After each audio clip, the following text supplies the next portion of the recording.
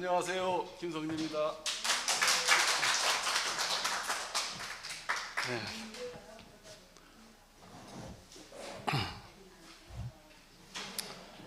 네. 오늘 제가 기다리던 비가 왔어요. 밭이 메말라 가지고 먼지가 포삭포삭 나는데 은혜로운 단비가 내렸습니다. 감사하고 기타로다 이래 찬양을 하시는데 참 아름다운 목소리하고 기타하고 음이 잘 어울리고, 우리 예일이 형제는 우리 사순입니다. 그래서 우리 모두는 예일이 형제를 하나님이 보내준 선물로 그래 알고 있어요. 너무너무 감사하고 오늘 제목은 주님께서 가신 길이라는 제목을 정했어요. 제가 욥기 23장 8절에서 10절까지를 읽겠습니다.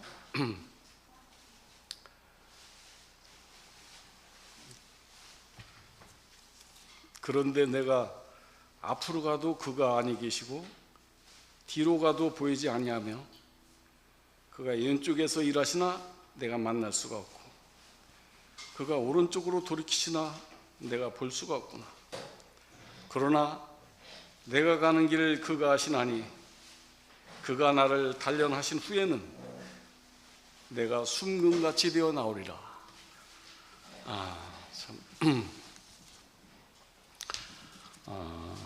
이 말씀은 실라해의 송세훈 누님이 처음 들린 말씀이라고 그러는데, 이 내용이 세훈 누님하고 너무나 그 누님의 일생하고 너무나 닮아 있고 제 인생도 거기서 겹쳐 보이고, 그래서 제가 이 말씀을 택했습니다.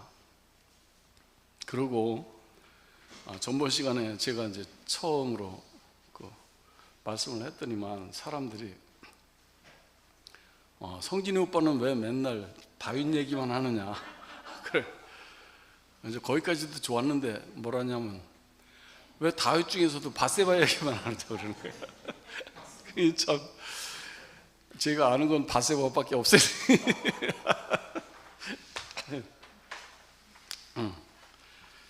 전번 일요일 날 김 목사님이 말씀 중에 사람들의 삶은 사람들의 삶의 질은 사람들의 관계에 의해서 결정이 된다 이렇게 하시면서, 관계 중에서는 하나님과의 관계가 가장 중요하다 이 말씀을 몇 달 전에도 똑같이 하셨어요. 그러면서 하시는 말씀이, 아침에 눈을 떠서 보고 싶은 사람이 있다면 자기가 저절로 벌떡 일어나지고 그 사람은 행복한 사람이다 이렇게 말씀을 하는데, 저는 우리 집사람이 생각이 났어요. 우리 집사람은 어릴 때 아주 어린 나이에 몸이 불편했는데, 그 어릴 나이에 아침에 눈을 뜨면 그렇게 눈 뜨는 것이 싫었답니다. 그러니까 몸이 불편한 데다가 그런 모든 일들을 자기가 온몸으로 겪어야 되니까 어린 나이에도 인생이 고단하고 인생이 해석이 안 되는 거죠. 요번에 알게 됐는데, 한국 사람들이 가장 많이 찾아본 성경 구절이 빌립보서 4장 6절이라고 합니다. 거기를 보게 되면 아무것도 염려하지 말고 다만 기도와 간구로 하나님께 구하라 이렇게 되어 있는데, 우리나라 사람들이 많이 찾는 구절이 이 구절이라 하니까 참 많은 고난이 있구나 이런 생각을 하게 되고, 우리가 하나님께 구하면 하나님은 우리에게 뭐라고 하실까? 그런 생각이 들고, 그것이 바로 오늘 말씀의 주제가 되겠습니다. 우리들은 항상 우리의 소원은 만사형통하고 평안하고 이러기를 바라는데, 이거하고 달리 하나님께서는 고난이 절대적으로 필요하다고 말하고 계십니다. 고난이. 저는 솔직히 오늘 이 자리에 서면서도 이 자리에 설 때마다 늘 저절로 기도가 나오죠.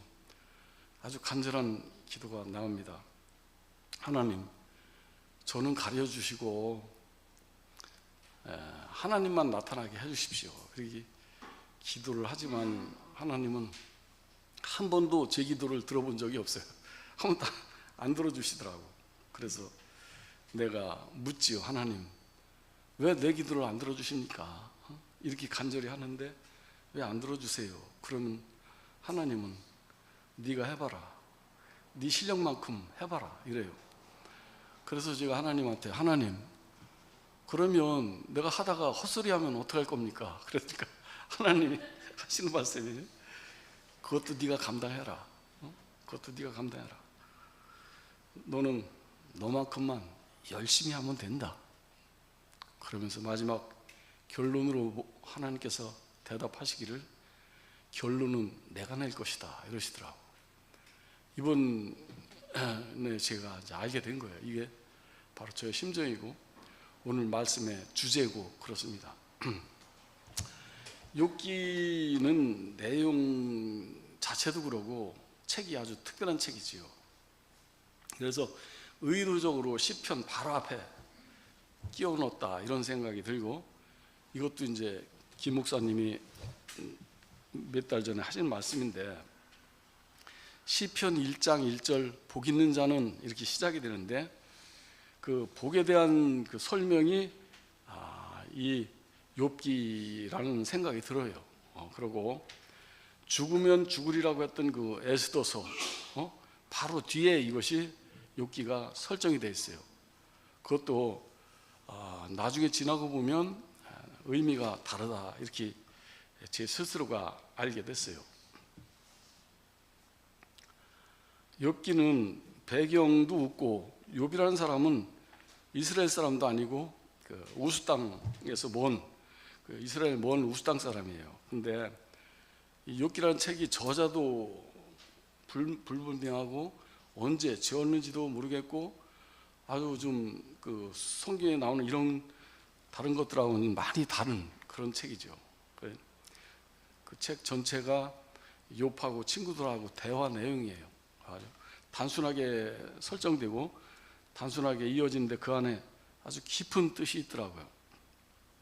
1장 서두에 욥이라는 사람의 그 설정은 온전하고 정직하고 악에서 떠난 자다. 그리고 그 지방에서 가장 부유한 사람이다. 뭐 하나 흠잡을 데 없는 아주 온전한 사람이죠. 뭐 모든 면에서. 근데 이렇게 온전한 사람이 어디로 인도되는지 이걸 오늘 한번 알아봤으면 좋겠어요. 그래 1장의 시작처럼 욥의 그 시작은 잘못이 없는 윤리와 도덕, 양심에서 출발을 합니다. 근데 이런 것들이 사실은 다 우리 속에 다 감춰져 있다고요, 이것이. 그런데 아무 문제 없는 진짜 완벽한 이 사람이 왜 고난을 받느냐, 이런 문제죠. 뭐 세상 살다 보면 우리도 다 그런 고백을 하게 되죠. 하나님, 왜 나한테 이런 고통이 옵니까? 내가 뭐 잘못했습니까? 이런 고통이 늘 우리는 우리 삶에서 우리를 쫓아다니는데, 오늘 그 온전하고 완벽한 그 부족함이 없는 그 사람이 어떻게 어디로 인도되는지, 이 욥기가 주는 그 우리에게 주시고자 하는 양식이 뭔지를 한번 같이 한번 소통해 보도록 하겠습니다. 이건 뭐 우리가 다 아는 내용인데, 그 어느 날 이제 하나님이 사탄한테 그러죠. 욥을 한번 봐라. 얼마나 아름답냐. 그러니까 너들 사탄들은 여기서 뭐 하고 있냐 이렇게 하니까 하나님한테 하나님이 잘해주니까 그렇지요. 이제 다 아는 내용이죠 우리가. 그러니까 욥을 두고서 하나님과 사탄이 겨루기를 하는 거예요 여기서. 그래서 난 이걸 보면서 우리는 늘 하나님과 나와의 관계에만 이렇게 신경 쓰고 중요하게 했는데 하나님께서는 사탄과의 관계를 정말 중요하게 보는구나.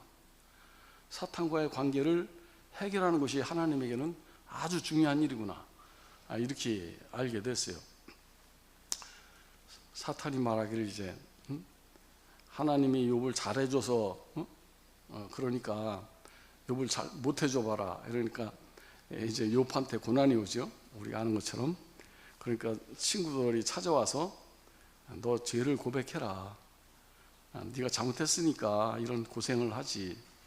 근데 욥은 나는 잘못이 없다. 친구들이 왜 모든 건 뿌린 대로 거두는 건데 왜 잘못이 없다 하느냐. 이제 계속 이런 얘기예요. 그래서 하나님께서 그 욥에게 고난을 줘가지고 많은 양떼들하고 소떼들하고 구체적인 숫자가 욥기에 나옵니다. 엄청나게 많은 소떼들, 양떼들, 자녀들 다 있고 1장 끝부분에서 이제 욥이 땅에 엎드려서 기도를 합니다. 자식들이 한 집에 제일 큰 형 집에 모여서 만찬을 즐기다가 집이 쓰러지는 바람에 다 죽었어요. 정말 기가 막힌 일이죠. 그런데도 불구하고 욥이 땅에 엎드려서 1장 21절에 아주 우리가 다 아는 중요한 말씀이 나오죠. 주시니도 여호와시오 거두시니도 여호와시니 내가 누구를 원망하겠느냐 이러면서 욥이 그런데도 불구하고 굳건하게 믿음을 지켜나가는 거예요. 그러니까 하나님께서 이제 사탄한테 봐라, 욥을 봐라. 왜 괜한 사람을 고생을 시키느냐.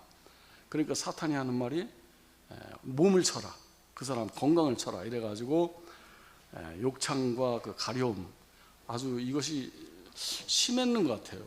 아주 엄청 심한 그런 병을 줬는데 여기서 그 부인이 이제 하는 말이 하나님을 저주하고 나가서 죽어라. 이런 부인은 이런 말도 하고 세 친구들은 이 자리에서 너무 고생을 하니까 아무 말도 못해요. 침묵을 한다고. 얼마나 친구가 고생을 하고 있으면. 근데 이제 여기서 이때 욥이 자기 생일을 저주하면서 욥기 3장 7절하고 11절에 가서 보게 되면 그 밤에 자식을 베지 못하였더라면 그 밤에 그 즐거운 소리가 나지 않았더라면 얼마나 좋을까. 11절에 어째서 내가 태어나서 죽어 나오지 아니하였는가. 어째서 내가 내 어머니가 해산할 때 내가 숨지지 않았던가. 어머니를 원망하고 자기 자신을 원망하고 자기 난날을 원망하고 자기 뱃날을 원망하고 이렇게 원망을 합니다. 한탄을 하는 거죠. 사자에 이제 가서 보면 엘리바스라는 사람이 나오게 됩니다. 엘리바스가 우리가 그 유명한 19절에 보면 우리가 흙집에 살면서 티끌로 토를 삼고 하루살이 앞에서라도 무너질 자다. 그러니까 우리 인생은 티끌로 토를 삼고 하루살이 앞에서도 무너질 수 있는 그런 연약한 존재라는 거죠. 이렇게 이제 한탄을 하고 있어요. 여기서 나오는 티끌로 토를 삼고 이 말이 이제 제일 뒤에 42장에 가면 그 결론으로 나옵니다. 5절에 가서 보면 저도 이 5절 말씀을 듣고 참 입이 딱 다물어져 가지고 할 말이 없었는데 5장 7절에 보면 사람은 원래 고생을 위해서 태어났으니 불꽃이 위로 올라가는 것과 같다 이랬어요.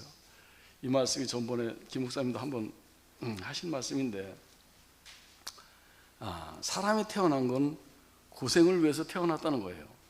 그거는 불꽃이 위로 올라가는 것처럼 누구도 막을 수 없고 정해진 이치라는 거예요. 오늘 미애자매랑 차 타고 오면서 미애자매가 물어요. 불꽃이 하늘로 올라가는 게 뭐냐? 사람은 고생하기로 태어났다. 그건 바꿀 수 없는 것이다. 한숨을 푹푹 쉬는데 내 아내랑 이런 말씀을 교제할 수 있다는 게 얼마나 감사한지 몰라요. 그래서 7장에 가면 이제 더 이제 심한 그 내용들이 나옵니다. 7장에 가면 15절, 16절에 그렇게 말하고 있어요. 이러므로 내 마음이 뼈를 깎는 고통을 겪느니 차라리 숨이 막혀서 죽는 것을 내가 택하겠습니다. 이제 죽여주세요 하는 거지. 이제 내가 생명을 싫어하고 영원히 살기를 원하지 아니하오니 제발 나를 놓아주세요. 내 날은 헛것입니다. 공감되지 않나요? 난 이 기절이 너무 공감되는 것 같아요. 내가 100% 공감. 내 이 생명이 싫고 내가 죽는 걸 택하겠습니다. 나를 제발 좀 놓아주세요. 왜 나를 끝까지 끌고 다니십니까? 이거지. 계속해서 이 말씀이 나옵니다. 욥과 욥이 하나님한테 하는 말씀이 이런 말이 나와요. 그러니까 하나님한테 덤비면서 이제 떼를 쓰는 거지 이제. 그러고 여기서 지금 읽은 게 15절, 16절인데 19절에 가서 보면 이제 이 말이 주께서 내게서 눈을 돌이키지 아니하시며 내가 침을 삼킬 동안도 나를 놓지 아니하시기를 언제까지 하겠습니까? 예? 내가 침을 삼키는 그 순간만큼도 나를 하나님은 놓지 않는다. 그러기를 언제까지 하시겠습니까? 욥은 지금 고통 속에서 이 절규를 하고 있지만 이것이 하나님의 은혜인 거죠. 우리에게는 얼마나 큰 이 은혜와 사랑이 아니었으면 저는 여기까지 못 왔을 겁니다. 너무 참 감사한 일이죠. 친구들이 와서 이제 회개하라고, 그래서 이런 벌을 내린 거니까 빨리 회개를 해라. 여기서 이제 8장 7절에 아주 우리가 다 아는 유명한 말씀이 나옵니다. 네가 회개를 해라. 네가 잘못해서 그런 거니까 회개를 해라. 빨리 회개를 하면 욥기 8장 7절에 너의 시작은 미약했지만 나중은 창대하리라. 이 말씀이 어느 식당 가도 다 써있죠. 이 말씀이 식당에 써있고 어느 집 거실 가면 다 써있는데 정말 기가 막힌 상황에서 이 말이 나온 거예요. 회개해라. 그런데도 불구하고 욥은 나는 잘못이 없다 그러면서 세 식구들이 한 바퀴씩 돌아가면서 서로 다 이제 욥하고 대화를 하는 거예요. 그러고는 세 바퀴가 돌아갑니다. 그러고 나서야 이제 엘리후가 등장하고 하나님이 나타나죠. 네가 잘했으면 왜 그런 일이 생기겠냐? 그래도 욥은 난 잘못한 게 없다. 그 친구들이 하는 말이 참 이것도 공감 가는 말이에요. 네가 그렇게 말하는 것만 봐도 너는 네 잘못이다. 잘못 없는 사람이 어딨냐? 그런데도 불구하고 네가 그렇게 말하는 것만 봐도 네 잘못인데 그렇다면 하나님이 잘못했냐? 이렇게 나오는 거예요. 네가 그걸 부정하면 하나님이 잘못했다는 말이 되는데 그건 하나님 잘못이냐? 근데 욥이 대답하는 건 더 기가 막힌 대답을 해요. 그래, 나도 그게 궁금하다 이러죠. 나도 그게 궁금하지. 야, 얼마나 우리 얘기인지 몰라요. 욥기가. 그 친구들은 잘못 없이 왜 그런 일을 당하느냐 하는 말이 이게 굉장히 많이 나온다고. 이게 굉장히 많이 나오는데 욥기의 핵심은 그런 거 보면 잘못이 없는데 왜 고난을 당하나 하는 거죠. 이 말은 우리 누구나 인생들은 다 이런 마음이 들 거예요. 근데 이제 우리가 쉽게 일반 사람들이 말하기로는 욥은 믿음이 참 굳건해서 잘 견디고 승리한 사람이다. 그래서 사람들한테 이렇게 위로하러 가면 욥 같은 사람도 있었다 이러면서 우리가 인용을 하고 하는데 사실은 여기에서 보듯이 욥은 절규하고 절망하고 참는 게 아니고 하나님한테 죽여달라고 떼를 쓰고 있는 거라고 지금 대들기도 하고 이런 것은 우리하고 너무나 참 닮아 있지요. 저 자신도 너무 공감이 가요. 이 부분에서 내가 가장 큰 절망, 내가 여태까지 살아왔던 중에서 제일 큰 절망했던 시간이 바로 이 부분입니다. 나는 내가 볼 때 더 이상 살 필요가 없다고 생각하는데 왜 내가 죽지 못하는가 하는 거죠.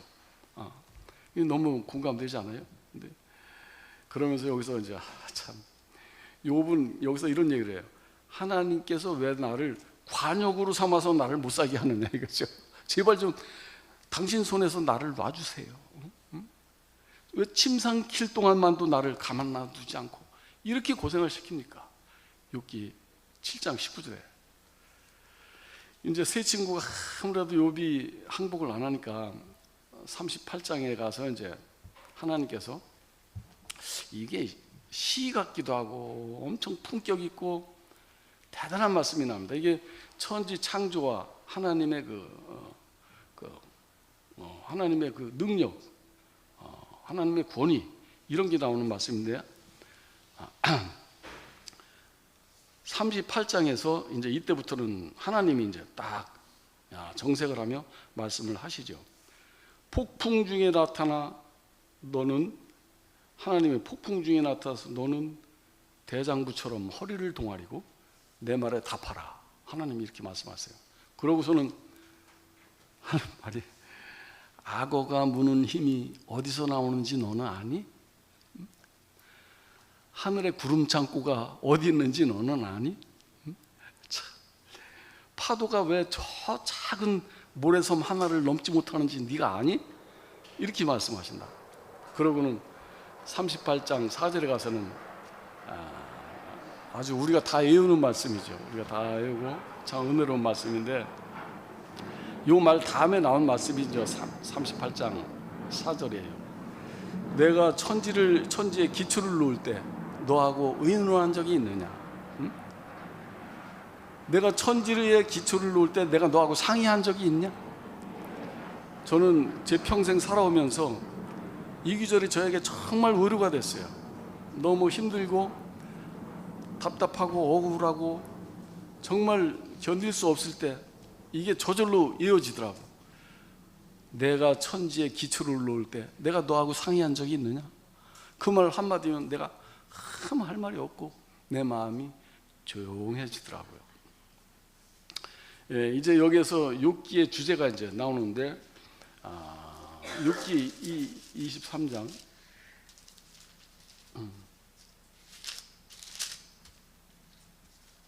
아까 이제 본 그 말씀이죠. 8절에서 10절까지 내가 앞으로 가도 그가 안 계시고 이게 이제 욥이 하나님을 찾는 거예요. 앞에 가도 안 보이시고 뒤로 가도 보이지 않고 왼쪽으로 가서 일하시나 하고 내가 가봐도 만날 수가 없고 오른쪽으로 돌이키나 하나님을 볼 수가 없다는 거예요. 이게 다 우리 얘기 아니에요. 하나님이 없단 말이에요. 앞만 봐도.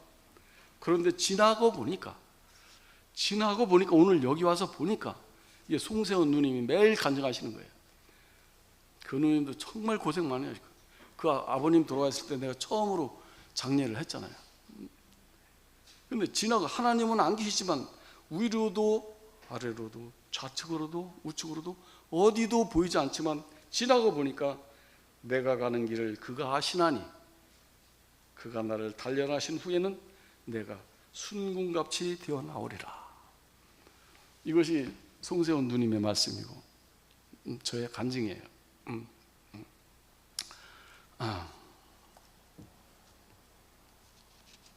그래서 그 미국에 아주 기독교인들이 거의 다 아시죠. 미국의 장로교 목사 유진 피터슨이라는 사람이 있어요. 그 사람이 아주 유명한 말을 했는데 이런 말을 했습니다. 우리는 먼저 하나님을 만나고 긴 여정에 걸쳐서 하나님의 방법으로 연단되고 단련된다. 이렇게 말했어요. 참 공감되는 말이고 이번 일요일 날 김 목사님께서 생명은 하나님께로 나서 예수를 통해서 우리에게 오고 기다림과 고난을 통해서 우리가 체험된다. 그리고 그 생명은 교회 안에서 열매를 맺게 된다 그랬어요. 그러면서 인생에 사는 이유는 하나님께 물어봐야 되고 그건 예수를 통해서 알 수 있다 이랬어요. 그러면서 4장 34절에 예수께서 하신 말씀이 나의 양식은 나의 보내신 분의 뜻을 행하는 것이다. 근데 여기서 나를 보내신 분 하나님의 뜻은 과연 무엇일까? 저는 이런 생각이 들어서 책을 찾아봤더니 로마서 3장 23절에 이런 말씀이 있어요. 모든 사람이 죄를 범하였음에 하나님의 영광에 이르지 못했다. 이걸 자세히 보면 죄는 도덕이나 율법이나 양심적인 행위가 아니에요. 이것은 죄라는 것은 하나님의 영광과 연결되어 있는 거죠.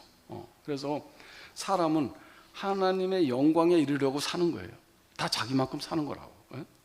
그러니까 비록 작지만 나만큼 하나님의 영광에 이르는 것을 경험하면서 그걸 열매를 통해서 경험하면서 그렇게 살아가는 거예요. 나만큼 살아가는 거죠. 그래서 그런데 이 하나님의 영광은 우리의 고난이 없이는 불가능하죠. 불가능해요. 다윗처럼 저번 시간에 우리의 실패는 우리를 돌아보게 하고, 이건 저의 경험입니다. 이 실패가 나를 멈추게 하고 돌아보게 하고, 이 실패를 통해서만 내가 내 한계를 알 수 있고, 그 한계를 알 때 겸손을 배워간다고요. 겸손을. 겸손은 지식으로 배우는 게 아니죠. 머리로 배우는 게 이렇게 온몸으로 부딪혀서 내 몸에 익혀가는 거예요. 겸손은. 그래서 실패 안에서 은혜를 구하고 실패 안에 은혜가 머물 수 있다. 이런 거 보면서 하나님은 연약한 사람을 돌아보시고 그 연약한 사람을 하나님만으로 만족할 수 있어요. 그 사람만이 모두로부터 또 자유하고 모두로부터 또 안식할 수 있는 사람이 돼요. 하나님은 늘 연약하고 소외된 사람들을 바라보신다고. 우리가 그런 사람이 됐으면 좋겠어요. 저는 이것이 저의 소망입니다. 이런 얘기하면 다 도망간다고 하는데 그래도 저는 어쩔 수 없어요. 저는 이 말밖에 할 말이 없어요. 왜 우리에게 고통이 오나? 주님께서 가신 님께서 가신 길, 님께서 가신 길. 주님께서 가신 길은 정말 고난의 길이고 인생의 모든 질고를 짊어지시고 홀로 십자가로 가셨어요. 먼지 나는 그 고갯길을 십자가를 지고 거기를 혼자 올라가셨다고. 그렇지만 하나님께서는 그를 지극히 높이셔서 만물 위에 뛰어난 이름을 주셨어요.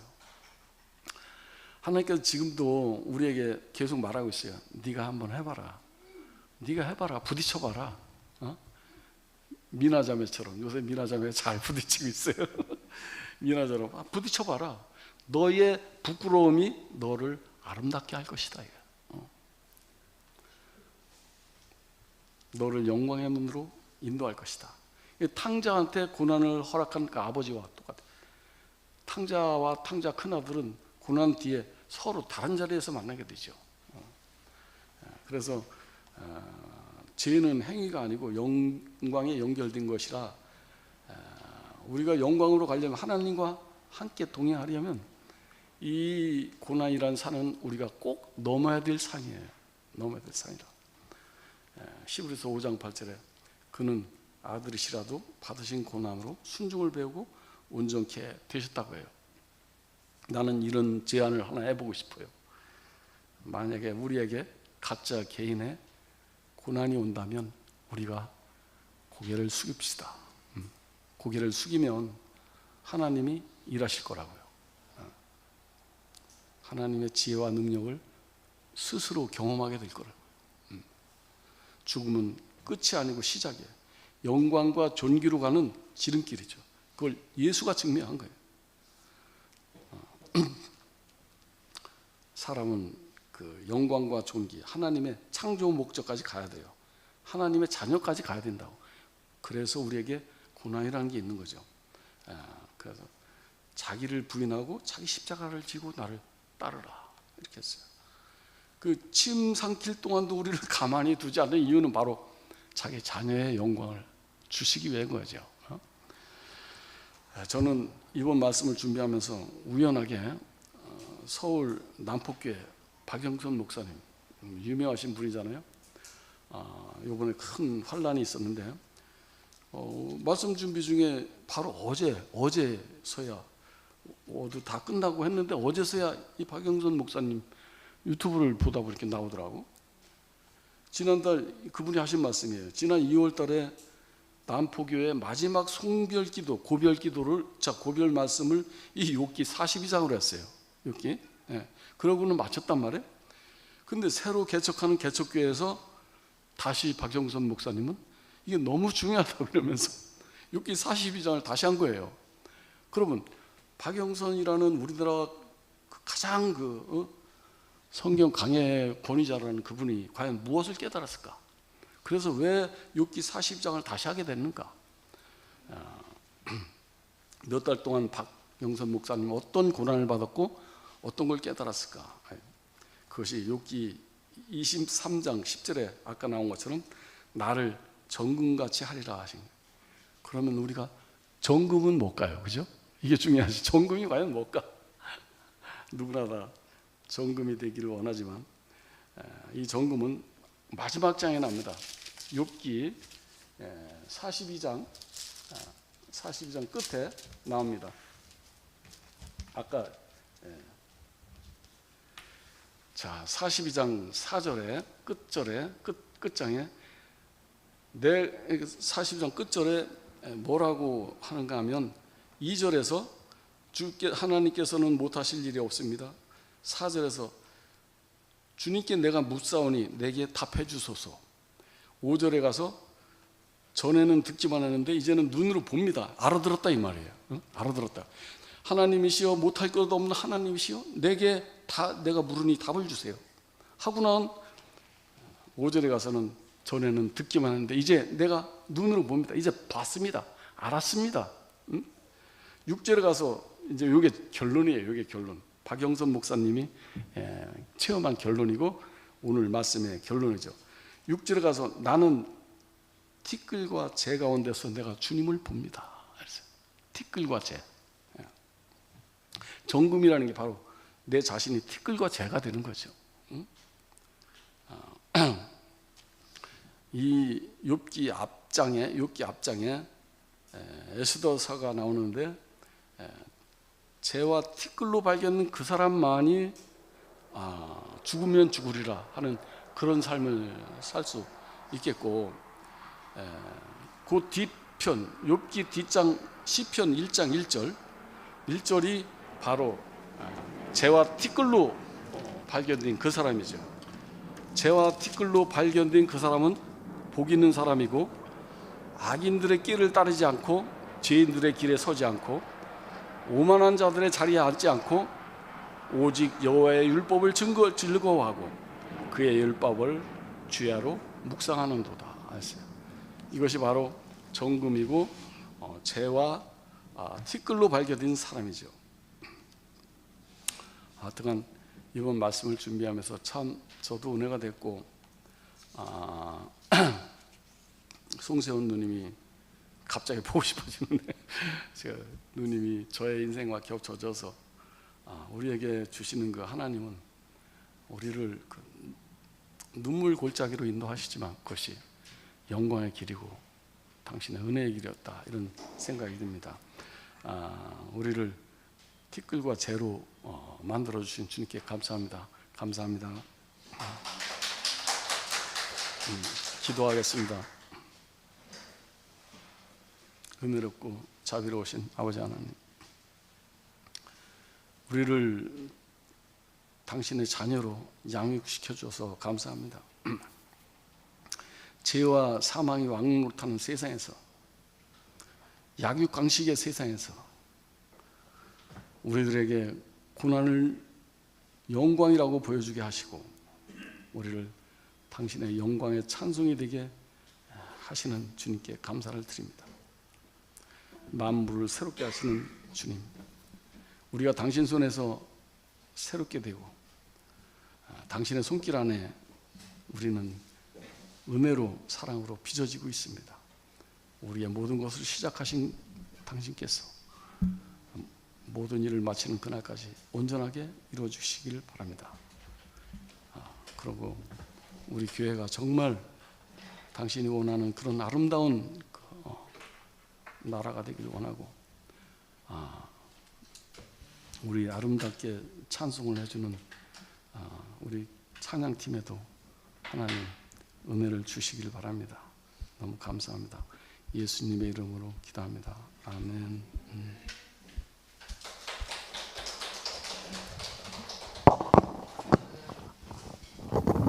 찬양하고 이제 간증하도록 하겠습니다. 자, 60페이지 너는 담장 너머로 보던 날.